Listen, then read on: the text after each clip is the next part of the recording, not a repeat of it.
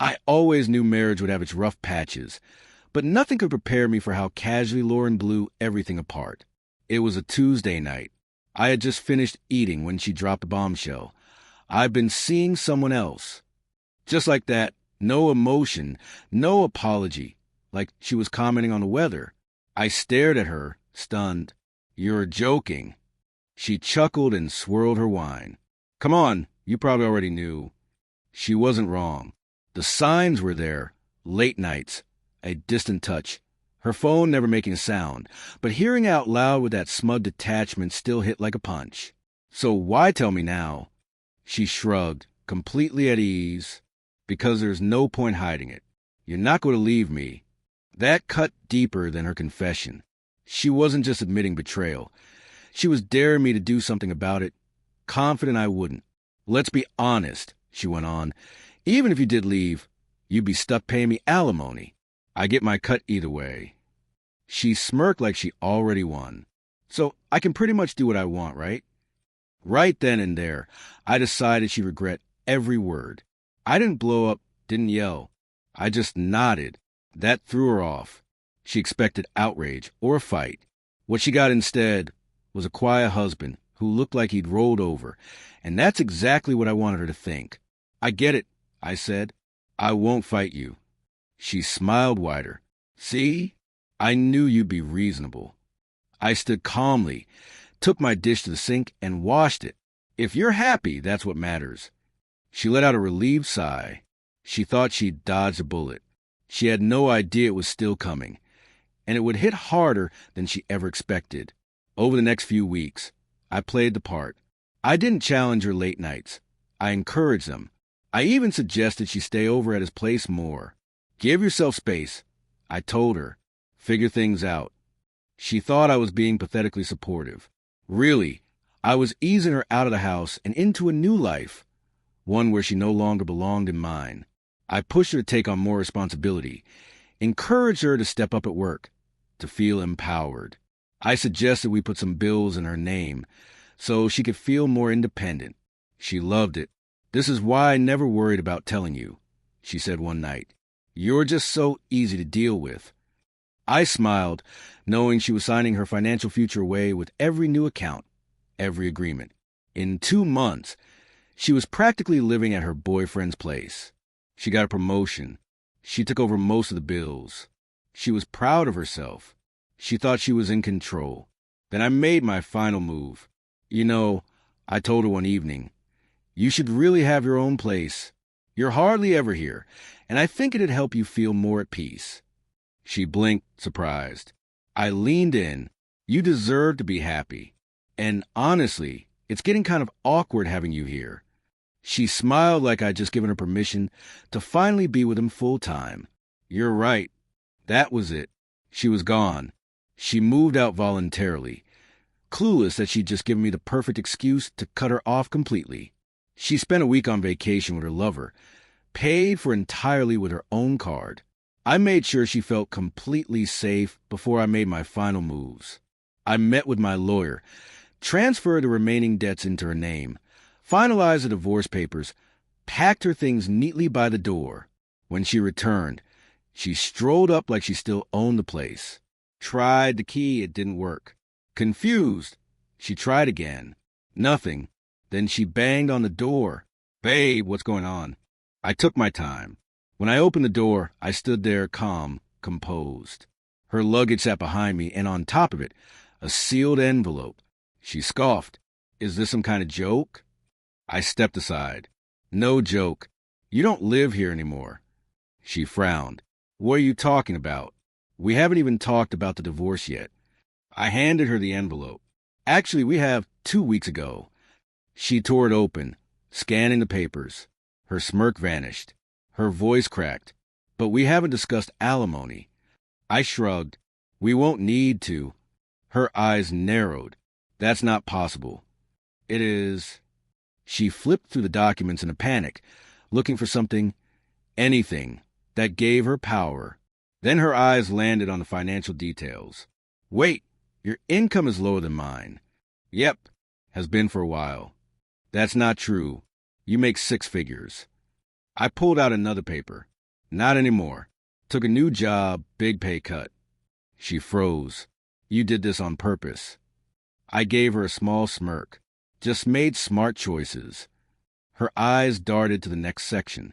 Why does it say I'm the primary financial provider? Because you are. Her hand started to shake as she realized what she'd done. The mortgage in her name. Credit accounts. All hers. The financial support she thought she had locked down? Gone. She'd taken on every bit of responsibility without even noticing. I'd simply stepped away while she walked right into it. She dropped the papers, her chest rising and falling. This isn't fair. I crossed my arms. Neither was cheating. She looked at the bags, her voice barely above a whisper. So you're really throwing me out? I pointed to the last document in her hands.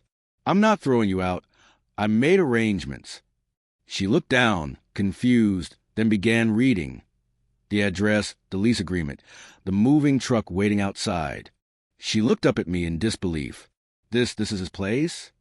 I nodded. You wanted to be with him. Now you have no choice. He didn't want me living with him. I let the shock show on my face. That's awkward. She glared at me, furious, humiliated, unraveling right in front of me. And then her phone rang. She glanced down, and there it was. Her lover's name lighting up the screen. I smirked. If I were you, I'd answer that. He probably just found out about the debt, too. Her face fell apart. That was the moment it all collapsed. No alimony. No financial support. No security. No plan B. She thought she'd played this perfectly. Instead, she played herself straight into a corner, with nothing and no one. Lauren was still standing in the doorway, gripping the divorce papers like she could shake the truth loose if she flipped through them enough, page after page, searching for something, anything, that gave her some leverage. This doesn't make sense, she said. There's no way you walked away from this without paying me something. Still too arrogant to understand. So, for the first time, I decided to break it down for her. I leaned against the doorframe. Let's walk through it step by step. Maybe then you'll get it. Remember when I said I was burned out and needed a less stressful job? That wasn't burnout. That was a plan. I watched her flinch as the pieces started clicking. The second you told me you were cheating and thought you'd be getting alimony, I knew I had to change the game. So I took a lower-paying job with benefits, not salary. On paper, my income dropped significantly, just in time for the divorce. She tried to cut in. But you used to make six figures. Used to, I said with a shrug. But alimony isn't based on what I used to earn. It's based on what I make when I file. Her eyes widened as the implication sank in. By the time we set foot in that courtroom, you're the higher earner, not me. And judges? They don't make the lower earner pay alimony. She opened her mouth, but no words came. She knew I was right. Then I needed to make sure the court saw you as financially independent. I continued. So I let you take over the bills. You insisted on handling the money, remember? I just smiled and let you. I watched her mind race. You paid the rent, handled the utilities, bought the groceries, managed the finances while I recovered from stress. You convinced yourself you were running everything. I said. Guess what? You were. And in court, that makes you financially independent, which means no alimony. And then I added, there's a debt. Her eyes snapped to mine. You told me those refinancing deals were smart investments. I smiled. They were, for me. You refinanced the mortgage, co-sign loans, maxed out credit cards, because you thought you'd be getting money from me after the divorce. But you won't. You're legally responsible for all of it. Her face drained of color. And one last thing, I said, you moved out before we even filed. You've been staying with your real man. You weren't kicked out. You left on your own. The final pieces locked into place behind her eyes. No home, no income, no leg to stand on. This isn't happening, she whispered. Oh, it's happening, I said. She staggered back, staring at the documents like they were proof of her own downfall. Let's sum it up. I offered. You earn more than me. You're financially independent. All the debt is in your name, and you left voluntarily. I leaned in just a little, which means you get nothing. She made a choking noise, her hands trembling. This isn't fair. I laughed. Oh, you're right, but not for the reason you think. Then I nodded toward the street. Your ride should be here soon. She turned just in time to see the moving truck I'd arranged, the one carrying all her belongings to her lover's place. Her eyes widened in horror. You didn't. I smirked. Oh, I did. You wanted to be with him, right? Well, now you get to be. Fully. She spun around, eyes blazing. You think this is over? I raised an eyebrow. Oh, I know it is. That's what divorce means. Her face crumpled again, and I turned and walked back into my house, the one she thought she'd take from me. Instead, she was left with nothing. When we got to court, she came in ready for battle. She probably imagined herself pleading for alimony, making emotional appeals, painting herself as the victim. But she didn't say a word. She sat there in stunned silence as my lawyer laid out everything. She moved out on her own, made more money, ran the household, and carried all the debt. The judge barely blinked. Mrs. Lauren, the judge said, based on the financial records, you do not qualify for alimony. She stiffened. In fact, given your stability and income, there's no basis for additional compensation. That's when she cracked. Wait, no, that's not fair. She spun toward me, furious. You planned this. You tricked me. I didn't say a word, just sat there, calm and quiet. The judge leaned forward. Mrs. Lauren, this court does not award alimony based on emotion. It awards it based on financial need. And according to your records, you're more than capable of supporting yourself. She fell back into her chair, defeated. She thought she had it all. Instead, she walked away with nothing. I signed the final paperwork and left the courtroom a free man. She came running after me.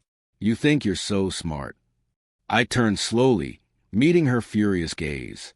Oh, I don't think I'm smart. I know I am. She gritted her teeth.